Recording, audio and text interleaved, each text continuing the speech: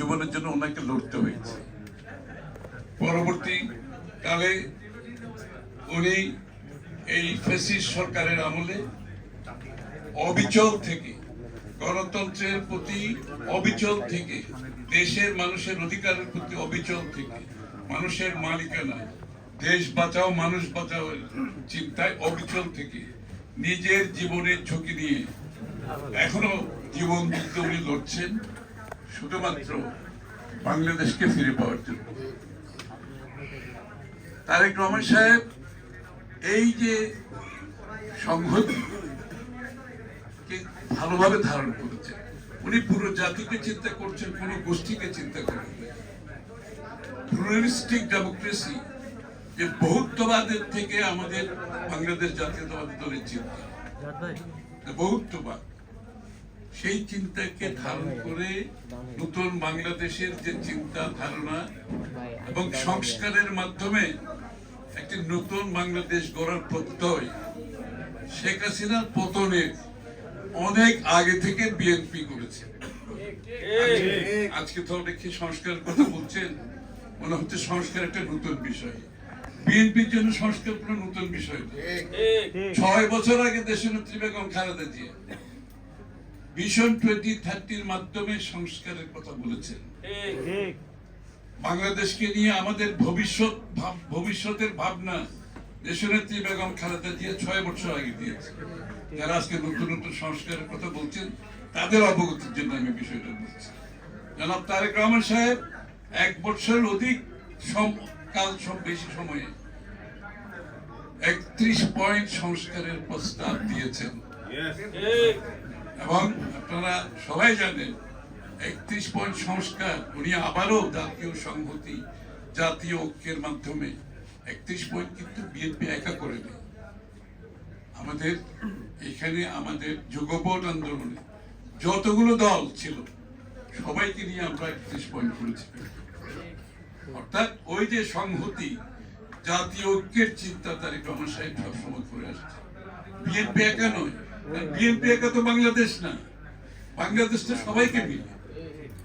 এই চিন্তার জন্য মাধ্যমে উনি বলেছেন আমরা সকলে মিলে সংস্কার প্রস্তাব দেই যাতে জনগণের মধ্যে আস্থা থাকে। এটা বিএনপির একা সংস্কারের বিষয় না, এটা সমস্ত জাতির ঐক্যবদ্ধ একটি চিন্তার প্রতিফলন। এর বাইরে ছিল শুধু আওয়ামী লীগ এবং তার কয়েকজন দোসররা, আর সবাই কিন্তু 31 পয়েন্ট সংস্কারের সাথে ঐক্যবোধ পোষণ করে আমরা সবাই মিলে সেই সংস্কারের কথা বলেছি 1 বছরের অধিক কাল সময় আগে।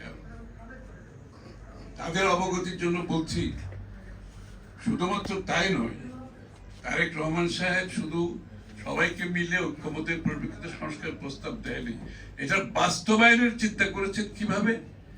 উনি বলেছেন নির্বাচনে অংশগ্রহণ করে জাতি যদি আমাদেরকে সমর্থন দেয় তাহলে আমরা জাতীয় সরকার গঠন করব এবং সেই জাতীয় সরকার সবাইকে মিলে এই যুগপৎ আন্দোলনে ফ্যাসিস্টের বিরুদ্ধে যারা রাস্তায় লড়েছেন, যারা জেলে গেছেন, যারা জীবনের ঝুঁকি নিয়েছেন, যারা ত্যাগ করেছেন, আমরা সকলে মিলে একটি জাতীয় সরকার করব এবং এই জাতীয় সরকার 31 দফা সংস্কার বাস্তবায়ন করবে। বিএনপি একা না, কিন্তু এটা বোধহয় অনেকের বুঝতে একটু কষ্ট হচ্ছে। যারা সংস্কারের কথা বলছে আসলে তাদের সংস্কার নিয়ে চিন্তা ভালো, কিন্তু সংস্কারের নিয়ে যদি চিন্তা করতে হয় তাহলে জাতীয় ঐক্যমতের ব্যাপার আছে।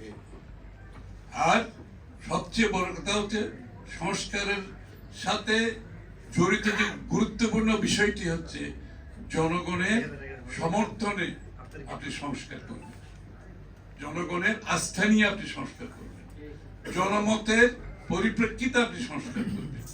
সেটা একমাত্র সম্ভব একটা নির্বাচিত সরকারের পক্ষে। অনির্বাচিত কোন সরকার নিজের চিন্তা ভাবনায়, নিজের ধারণায়, নিজের দর্শনে তারা কোনো সংস্কার সেভাবে করার কোনো সুযোগ নেই।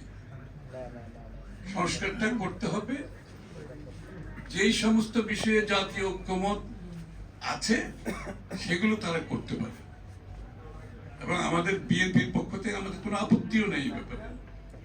শুধুমাত্র সেই কয়টি সংস্কার, যে সংস্কারের মাধ্যমে আমরা গণতান্ত্রিক অর্ডারে দ্রুত ফিরে যেতে পারি, এবং সেটি জাতীয় ঐক্যমতের পরিপ্রেক্ষিতে। বাকি সংস্কারের জন্য দাবি দেশের জনগণের কাছে যেতে হবে ভোটের মাধ্যমে। প্রত্যেকটি দল জনগণের কাছে যাবে তাদের নিজস্ব প্রস্তাব নিয়ে, জনগণ সিদ্ধান্ত দেবে, পার্লামেন্ট আগামী সংসদ সেটা সেই সংস্কারগুলো সংসদে পাশ করবে, কোনো সমস্যা তো নেই। কিন্তু জনগণকে বাইরে রেখে যে বয়ান তৈরি করা হচ্ছে, সেই বয়ান জাতির কাছে গ্রহণযোগ্য। ওই আমরা স্বাধীনতার পরে শেখ মুজিবুর রহমান সাহেব ওনার একটা বয়ান করেছেন, মানে বাংলাদেশ কিভাবে চলবে, ওনার একটা বয়ান ছিল না? আবার ওই স্বৈরাচারের একটা বয়ান ছিল, আবার ফ্যাসিস্ট সরকার শেখ হাসিনার আরেকটা বয়ান ছিল যে মানে উন্নয়ন গণতন্ত্রের ঊর্ধ্বে চলে গেছে। মানে উন্নয়ন আর গণতন্ত্র যে হাতে হাত মিলিয়ে চলতে হয় সেটা সে বিশ্বাস করে না। সে বলছে উন্নয়ন গণতন্ত্রের উপরে, আরে গণতন্ত্রের মাধ্যমে উন্নয়ন হবে, উন্নয়নের মাধ্যমে গণতন্ত্র হবে। এটা ফ্যাসিস্টরা সবসময় এই স্লোগানটা আপনি ব্যবহার করবেন, উন্নয়নের কথা। কিন্তু উন্নয়ন করলে তো ভালো হতো, উন্নয়নটা হয় না, হয়েছে লুটপাট। হয়েছে বিদেশে 150 বিলিয়ন পাচার হয়েছে, তার কি সহকারীরা 200 কোটি টাকার মালিক, সে শেখ হাসিনার কি ড্রাইভার নাকি পিয়ন। তো সেটা না হয়েছে উন্নয়ন, না হয়েছে গণতন্ত্র। হবে না তো, গণতন্ত্রকে বাদ দিয়ে যে উন্নয়ন করবেন সেই উন্নয়ন হবে লুটপাটের অর্থনীতি, সেই উন্নয়ন হবে পকেটের স্বার্থ হাসিলের বাইরে জন্য। এটাই নিয়ম। সুতরাং আজকে আরেকটা বয়ান দিয়ে সে 15 বছর এই দেশ 16 বছর এই দেশ শাসন করছে, ওই বয়ানের পরিপ্রেক্ষিতে সমস্ত অধিকার কেড়ে নিয়েছে জনগণ, জনগণকে বাইরে রেখে সে তার একটা বয়ান তৈরি করছে। এখন আমি আশা করি কোন নতুন বয়ান আমরা আমাদের কাছে শুনতে হবে না। একমাত্র বয়ান হচ্ছে বাংলাদেশে নির্বাচনের মাধ্যমে বাংলাদেশের মানুষের মালিকানা ফিরিয়ে দেওয়া। এই হচ্ছে বয়ান। এই বয়ানের বাইরে বিগত দিনে যারা এই দেশ শাসন করেছে বিভিন্ন বয়ান দিয়ে, তাদেরকে জনগণ প্রত্যাখ্যান করেছে। নতুন বয়ান শুনতে চাই না। একটা বয়ান, সে বয়ান হচ্ছে বাংলাদেশের মালিকানা, জনগণের মালিকানা ফিরিয়ে দিতে হবে, গণতান্ত্রিক অর্ডারে ফিরে যেতে হবে। বাংলাদেশের মানুষ সিদ্ধান্ত নেবে বাংলাদেশ কোন পথে যাবে। আর আমাদের বিএনপির পক্ষ থেকে আমরা জাতীয় ঐক্যের মাধ্যমে হাসিনা ফ্যাসিস্ট বিরোধী শক্তি যারা আছে, আমরা ঐক্যবদ্ধভাবে 31 দফা সংস্কারের জন্য প্রতিজ্ঞাবদ্ধ জাতির কাছে। আর কেউ করুক না করুক আমরা জানি না, আমরা কিন্তু প্রতিজ্ঞাবদ্ধ। এই 31 পয়েন্ট সংস্কার বিএনপি এবং আমরা যারা রাস্তায় যুদ্ধ করেছি, আমরা যারা জেল খেটেছি, আমরা যারা প্রাণ দিয়েছি, গুম হয়েছি, খুন হয়েছি, চাকরি হারিয়েছি, ব্যবসা হারিয়েছি, রক্ত দিয়েছি, আমরা সবাই মিলে 31 দফা আমাদের সংস্কার বাস্তবায়ন করব, এবং আমরা সেই অধিকারও আমাদের আছে। আমরা ত্যাগ করেছি। বিএনপির নেতা কর্মীরা 15-16 বছরে জ্বলিয়ে পুড়ে খাঁটি সোনায় তৈরি হয়েছে। আপনারা কেউ যদি মনে করেন এই যে ত্যাগের মাধ্যমে যে বিএনপি একটা নতুন বিএনপি সৃষ্টি হয়েছে, আপনারা খেয়াল করবেন।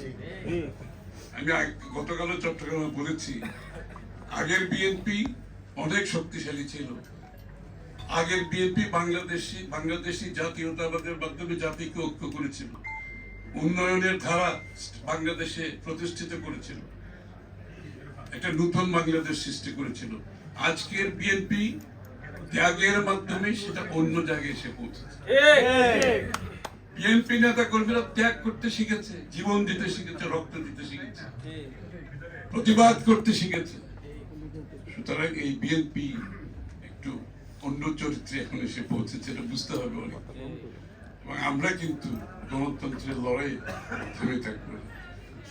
আমরা কিন্তু জনগণের ভোটাধিকারের জন্য লড়েছি, আমরা কিন্তু জনগণের মানবাধিকারের জন্য লড়েছি, আমরা জনগণকে সাথে নিয়ে রাস্তায় নেমেছি।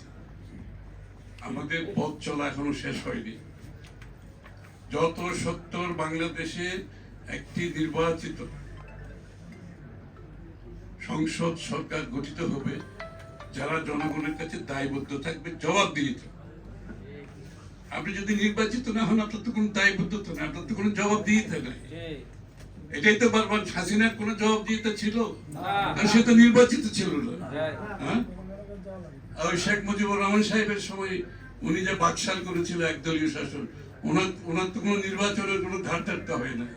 তো ওই জন্য ওই যে বয়ান সৃষ্টির একটা বয়ান, ওই বয়ানে উনি দেশ চালিয়ে গেছেন, হাসিনা আর বয়ানে চালিয়ে গেছেন।